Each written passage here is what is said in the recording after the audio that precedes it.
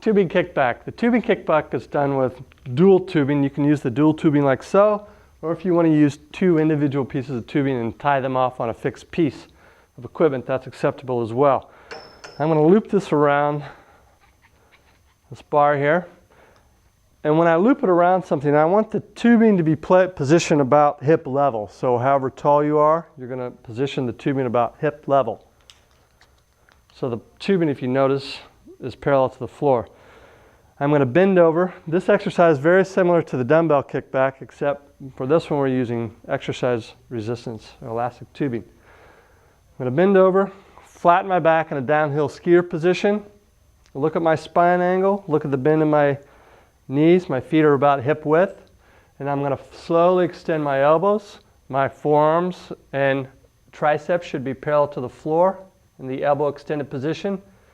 I'm going to slowly bring my elbows in and then extend my elbows. So you can manipulate your hand positioning, either palms facing away from your body or maybe turn your hands around, what I call a reverse grip position. Then extend your elbows. So you're going to get a little bit different stimulus when you manipulate the position of your hands in the tricep. All right, and you can even use a neutral hand position if you'd like, which would be like so. So we've got neutral hand position, palms up, and reverse grip. So those are the three variations for this exercise.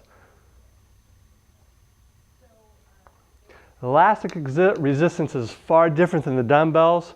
What's cool about the elastic resistance is that you're going to get a greater muscle stimulus over a more complete range of motion with elastic resistance compared to a dumbbell where you're only going to get in-range contraction at the very top of the movement. The force vectors are different with the elastic resistance in comparison to the dumbbells, so that's the difference between the two.